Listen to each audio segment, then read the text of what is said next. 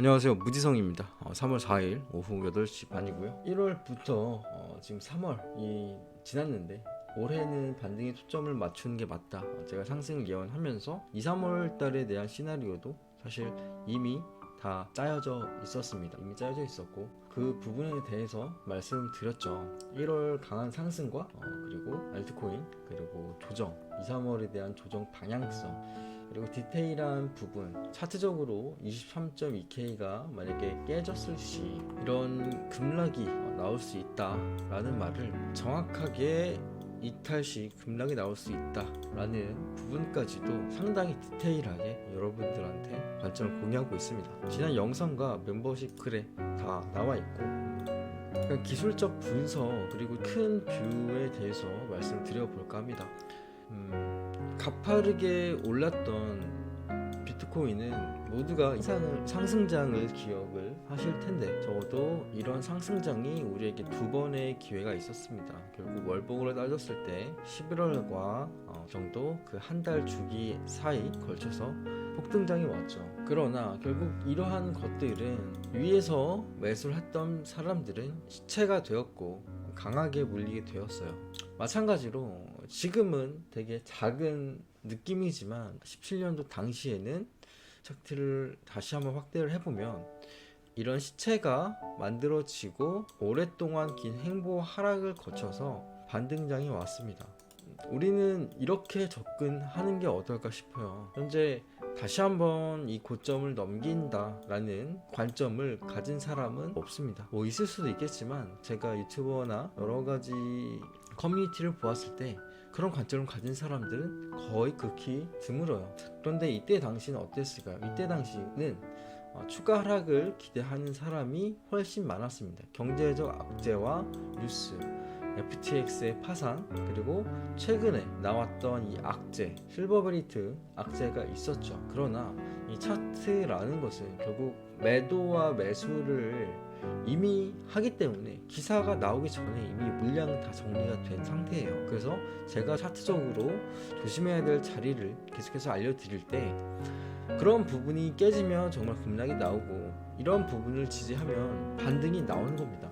21.3, 자 21.2 여기서 반등이 빠져봐야 여기라고 했고 강한 반등이 나왔죠. 근데 제가 2, 3월을 조심해야 하라고 했던 거는 조정의 시작 단계일 수가 있고 이제 강한 조정이 가능하기 때문에 계속해서 20-30%의 하락을 계속 50%까지 봐야 된다 말씀을 드렸죠. 이미 6일 전부터 2, 3월은 계속 조심해라 그리고 현금을 많이 들고 있어야 할 때다 말씀드렸어요. 3월에 대해서 그리고 계속 말씀드린다. 2월 중후반 3월 조정 하락 열려있다. 무리할 필요 없다. 고점 대비 마이너스 50% 가능하다는 생각 가지고 현금성 있게 매매하면 좋을 것 같다. 이렇게 또 말씀을 드렸어요. 근데 현재는 이제 하락이 와서 그런 생각을 하고 계신 분들이 많이 없는데 이때 당시에 이제 사람들은 30K 간다, 35K 간다, 뭐 이렇게 커뮤니티나 좀 인식이 확실히 좀 바뀌는 시기가 제가 확실하게 말씀드릴 수가 있는 것은 이것을 소화를 하려면 기간적인 시간이 필요하다는 거예요. 기간적인 여기 있는 시체들을 다 털어내려는 기간적인 시간이 필요한 거입니다. 결국 이런 기간적인 시간과 골파기 뒤에 반등이 나왔고 이것을 같이 대입을 해본다면 충분히 이런 식으로도 갈 수가 있게 되는 거예요. 그리고 그 뒤에 이의 고점에 있는 이 박스를 모두 소화해 주는 게 아니라 소화를 못 시키고 다시 내려가는 모습, 즉 여기 구간을 소화를 시키지 못하고 다시 내려가는 모습, 이런 것들이 기본적으로 생각을 해 두어야 됩니다.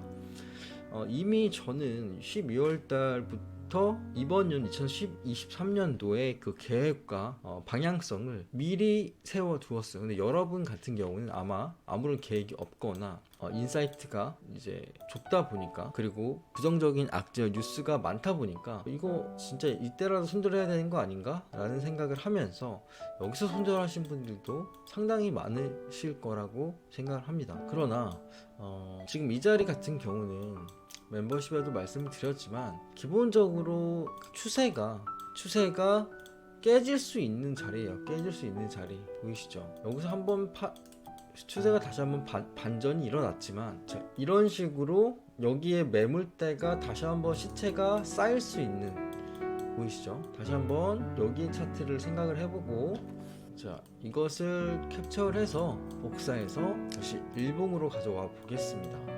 자, 보이시나요? 자, 왼쪽 차트는 일봉의 고점 60K와 지금은 20.K지만 상당히 비슷한 흐름을 보여주고 있습니다. 그렇죠. 즉, 이 맥라인이 엄청나게 중요한 자리라는 거예요. 자, 보이시죠? 이 맥라인, 이 추세가 완벽하게 이탈, 여기에 있는 매물대가 쌓여 있고 시간 조정이 나올 수 있는 기간, 비슷하게 해석을 하면 좋을 것 같아요. 그렇기 때문에 이 시기적으로 만약에 다시 한번 이 고점을 넘겨주지 못한다면, 이 맥라인이 이탈하고 못한다면 상황이 무척 안 좋게 흘러갈 수가 있다. 결국 이 자리는 되게 중요했고, 즉 여기서 조정 뒤에 바로 다시 상승 추세가 이어져야 했어요. 이것이 이제 기본적으로 차트를 해석하는 방법입니다. 그래서 지금 자리 같은 경우는 방향성 예측을 하는 것보다는, 단기적 방향성을 예측하는 것보다는 이 추세가 이어질 수 있는지, 혹은 깨지더라도 여기 매물대를 강하게 반등을 시켜주는지, 그러면 최소한 탈출을 한번 할 수가 있을 것 같거든요. 그리고 다시 떨어지더라도 추세가 깨지는 이런 삼각형의 형태가 만들어질 수가 있습니다. 그리고 시간이 좀 걸리겠죠. 시간이 좀 걸릴 것 같고, 만약에 이런 추세가 형성이 되고 떨어지면, 그렇기 때문에 제가 2월 같은 경우가 넉넉하게 봐야 된다라고 말씀을 드렸던 거고, 아마 시간적으로 기간적으로 많이 어려울 수가 있어요.